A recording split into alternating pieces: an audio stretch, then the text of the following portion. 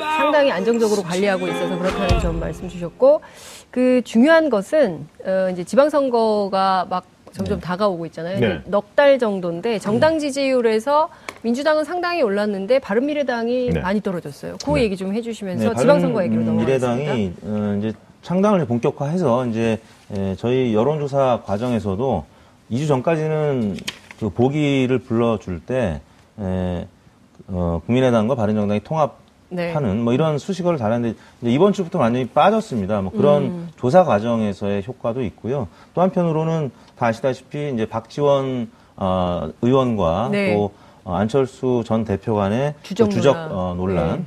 물론 이제 남경필 지사도 포함된 얘기긴 합니다만 아무튼 그 내용이 지금 바른미래당과 민주평화당 지지를 동시에 하락시키는 효과를 나타냈습니다. 그래프 잠시 후에 이제 나오겠습니다만 더불어민주당은 청와대 문재인 대통령 지지율과 함께 당청 지지율이 같이 올라서요. 50.5%로 6주 만에 민주당 50%를 회복을 했습니다. 반면에 자유한국당은 1.8%포인트 빠졌습니다. 19%. 지금 MB에 대한 수사가 이제 핵심을 향해서 가고 있는데 지금 뭐 측근들이 구속이 되는 과정에서 사실상 다스가 MB 것이다라는 그 증거들이 나오는 뉴스가 월화수 계속 나왔었습니다. 그래서 이번 주에는 그 효과도 있고요. 또 그 김진태 의원이 또 그 김일성 가면으로 알려진 그 결국에는 김일성 가면은 아니었다고 이제 알려졌는데 그걸 뭐 찢는 그 기사가 화요일 날 가장 많이 읽은 뉴스로 또 올라왔거든요. 그러니까 국민들은 이제 그런 부분에 대해서 좀 어떻게 보면 지금 올림픽 한참 치러지는 과정이기 때문에 좀 부정적인 반응을 했던 것 같습니다. 그래서 한국당은 19%로 다시 한 주 만에 20%대 아래로 떨어졌고요. 바른미래당이 3.1%포인트나 빠져서 7.4%로 떨어졌는데 아까 말씀드린 박지원 의원과의 그런 주적 논란도 있겠습니다만 그 아직 바른미래당이라는 당명이 익숙하지 않은 것 같습니다. 조사 과정에서 국민의당과 바른정당 통합 그 표현을 저희가 이제 이번 주부터 뺐기 때문에 본격적으로. 그다음에 정의당이 0.7%포인트 빠진 4.5%, 민주평화당도 0.5%포인트 빠진 2.9%로 나타났습니다. 저는 이 바른미래당이 사실은 설 전에 이 통합을 했거든요. 13일 날. 그래서 이제 설 밥상에서 바른미래당, 이 양당 정치를 좀 극복하고 제3의 어떤 정치 세력, 이 부분이 상당히 화제로 올라와야 한다. 지방선거 전에 바른미래당이 이 도약하기 위해서는 설 민심이 굉장히 중요하다. 이렇게 판단하고 사실은 서두른 거거든요. 통합 과정은, 합당 과정은. 그런데 막상 설 직전에 합당했던 모습 자체가 국민들한테 굉장히 실망감을 줬죠. 계속 뺄셈 통합이었고 마지막 날도 통합하는 과정에서 뭐 이용호 의원이라든가 송금주 의원이 무소속으로 탈당하고 그다음에 또 송기석 의원은 의원직을 박탈당하고 뭐 이런 과정들이 계속 있었고 말씀하신 데 최근 들어서 또 물어보면 안철수 의원에 대한 이미지가 굉장히 급추락했다고 이야기들 많이 합니다. 그러니까 과거에 그래도 호감을 가졌던 분들이 최근에 1년에 한두 달 사이에 이 과정에서 굉장히 실망감을 가졌다. 그래서 바른미래당 자체가 거의 설 밥상에서 오르지 않았습니다. 제가 보기에 김일성 가면 논란이 훨씬 더 많이 올랐을 것 같아요. 막 찍고 막 이런 것들이 국민들이 보기에는 바른미래당 뭐 통합의 일종의 컨벤션 효과를 기대하기보다는 저 사람들 왜 저러지? 그러니까 그 지금 어쨌든 손님들이 와 있고 경기 중이고 그리고 굉장히 훈훈한 사진들이 많이 돌아다녔잖아요. 그리고 그 단일팀도 논란에 비해서는 상당히 좀 그 좋은 모습을 좀 보여주고 있고 그리고 눈밭에 그 사진 그것도 있고 그다음에 남자 스피드 스케이팅인가요? 어제 막 엄청나게 짤이 돌아다니던데 너무 웃겨서 제가 한번 보셨으면 좋겠어요. 하태경 의원 좀 이미지가 좀 좋아지다가 이걸로 그러니까요. 한 방에 또 훅 갔습니다. 저는 이런 것들이 바른미래당의 컨벤션 효과를 오히려 갉아먹는 정치행위가 아니었나 이런 생각이 좀 드는데 이제 지방선거에서 이 정당들이 이제 경쟁을 이제 세게 붙어야 될 것 같은데 지금 나오는 얘기가 선거연대예요. 그러니까 오늘 아침 뉴스공장에 이제 박지원 전 대표 의원, 민주평화당 의원님 출연하셔가지고 하신 얘기를 좀 들어보면 바른미래당하고 자유한국당이 선거연대를 할 거다. 그러니까 이를테면 어디 특정 지역은 내고 어느 지역은 안 내고 그러니까 이를테면 경기도의 경우에 남경필 지사가 있으니 바른미래당은 안 내고 뭐 이런 식으로 하면서 선거연대를 하지 않겠냐. 그러면 민주당하고 민주평화당도 해야 되지 않을까? 근데 이제 라며 얘기를 시작을 했는데 과연 이것이 어떻게 될까? 우선 박지원 정치평론가. 저는 네. 예를 들면 박지원 의원이 그 말씀하신 것은 네. 굉장히 사실에 가까운 얘기인데 네. 가능성이 높은 얘기인데 네. 민주평화당하고 민주당하고 연대는 네. 대단한 정치적 노림수가 있다. 저는 좀 그렇게 봅니다. 저도 정치 구단주의 목적이 근데 이제 실질적으로 아까 이제 문제는 이겁니다. 그러니까 바른미래당에 앞으로의 전망이 있느냐. 그러니까 이게 좀 치고 나가야 하는데 치고 네. 날 호재가 그렇게 많지는 않습니다. 왜냐하면 인물 군자체가 많지가 않은데 그럼 뭔가 승부수를 띄워야 할 것은 수도권이거든요. 결국 그러면 광역단체장의 승부를 띄워야 하는데 그럼 네. 서울과 경기 아닙니까? 특히 이제 서울인데 네. 그럼 현실적으로 보면 서울 여론조사 돌려보면 시장 여론조사 돌려보면 안철수 대표보다는 사실은 유승민 대표의 지지도가 조금 더 높게 나옵니다. 아, 그래요? 같은 당에 서울시장 후보로 넣어보면. 근데 유승민 대표의 경우에는 현역이고 또 대구 경북의 상징성이 있고 본인이 지방선거는 절대 출마 안 하겠다 배수진 지 오래됐거든요. 그렇죠. 그렇기 때문에 사실은 지금 당에서 내놓을 카드는 안철수 전 대표밖에 없는 상황이에요. 떠밀려서라도 나와야 근데 되네요. 본인은 이제 그런 측면에 이제 바른미래당의 내부에서 그런 얘기가 나오더라고요. 광역단체장을 설령 당선시키지 못한다 하더라도 서울시장을 먹지 못한다 하더라도 안철수 전 대표가 나옴으로 인해서 기초의원이라든가 광역의원 이런 데에서 적어도 의미 있는 숫자를 달성할 수도 있다. 그래서 꼭 뭐 당선이 아니더라도 네. 최대한 선전을 해서 뭔가 의미 있게 해야 한다. 이런 어떤 요구들이 언론에 좀 보도되고 있거든요. 저는 이제 그런 측면을 봤을 때 지금 이제 그런 군불 때우기를 하고 있다. 그리고 결국 저는 제한적 연대는 불가피할 거다. 왜냐하면 지금에서는 보수 주도권 싸움보다는 문재인 정부가 독식했을 때 그 이후에 총선과 차기 대선까지도 쉽지 않을 가능성이 높기 때문에 지금의 이제 바른미래당이 대통령한테 각을 세게 세우면서 보수층 전반에 있어서 자유한국당이나 바른미래당이나 크게 차이가 없다라는 동질감을 좀 회복한 다음에 결국은 제한적인 수도권이나 몇 군데에서 제한적인 선거였는데 그것을 쉽게 얘기하면 후보 내고 안 내는 지역도 있고 공개적으로 꼭 연대를 안 한다 하더라도 네. 그래서 사실상의 연대 효과를 누릴 수 있게끔 하지 않을까. 그러니까 지금 민주당은 1등이기 때문에 굳이 연대를 하지 않아도 될 것 같거든요. 그러니까 예를 들면 박지원 의원이 네. 그렇게 꺼낸 이유는 네. 수도권에 우리 후보 낼 사람 별로 없는데 네, 호남 좀 도와줘라. 호남 좀 도와주라. 이러겠어요. 전남이나 몇 군데. 네. 예, 그러니까 기초대. 수도권 밀 테니까 우리 호남 지역, 전남북 지역, 광주 전남북 지역을 좀 배려해라. 좀 배려해라. 네. 이런 식의 얘기를 하고 있는데 그 얘기를 들을까요? 저는 뭐 민주당이 그렇게 하면 큰일 나죠. 사실 민주당 입장에서는. 근데 예. 제가 민주당 출입 기자 정말 오래 했는데요. 이런 정세였던 적이 거의 없었던 것 같아요. 그러니까 굉장히 민주당 입장에서는 좋은 정세를 만나고 있는 건데 근데 제가 보기에는 바른미래당이나 자유한국당 그 가능성이 굉장히 높죠. 그 그렇죠. 대표님 어떻게 이제 보세요?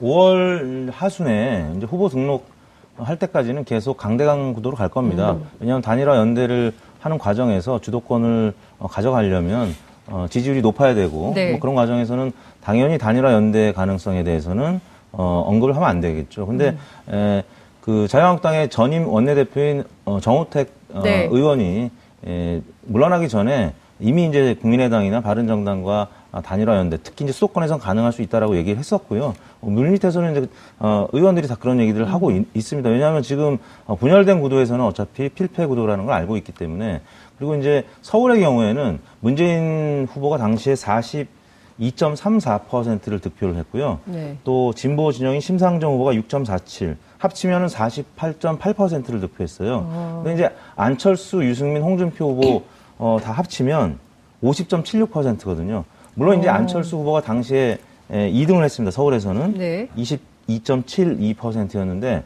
안철수 전 대표의 노림수는 바로 이것이죠.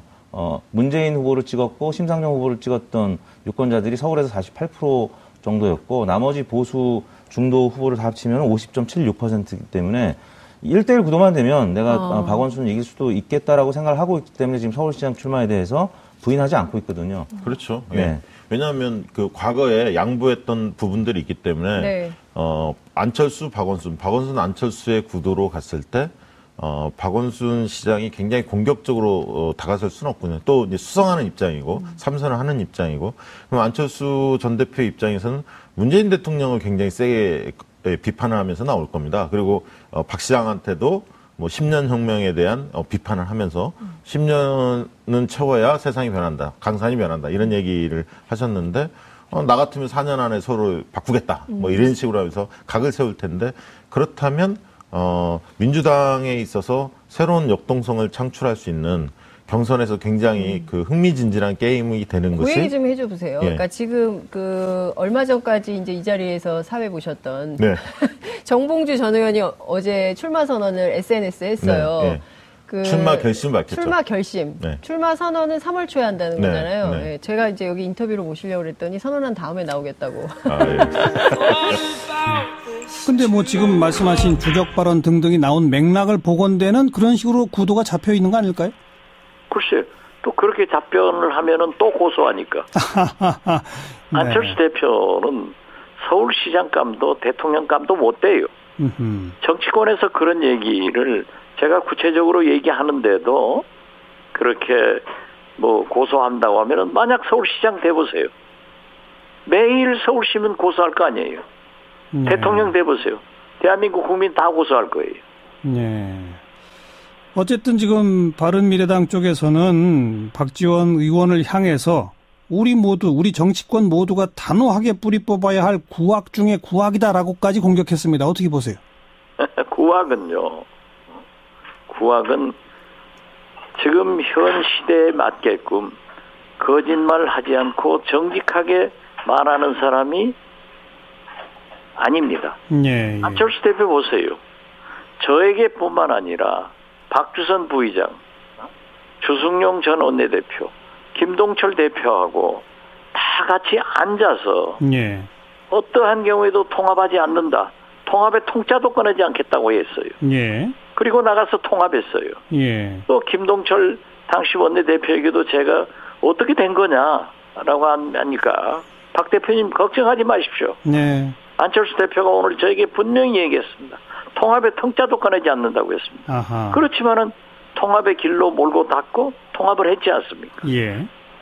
그래서 안철수의 새정치는 거짓말하는 것이 새정치인가? 네. 진실을 말하는 것이 부정치인가? 그것부터 먼저 밝히라고 그러세요. 네. 자, 뭐 아까 정치권은 어떻게 될지 그때 가봐야 안다라고 했습니다만 가정법을 동원해서 바른미래당하고 자유한국당이 서울이나 경기나 등등에서 이렇게 후보 연대 같은 걸 하게 되면 그러면 더불어민주당, 민주평화당은 어떻게 대응해야 합니까? 그러한 것은 아직 결정된 바 없습니다. 그리고 저는 누차 얘기를 했지만은 예. 문재인 대통령께서도 목매에도 PK 지역의 승리를 위해서 노력을 하고 있기 때문에 예.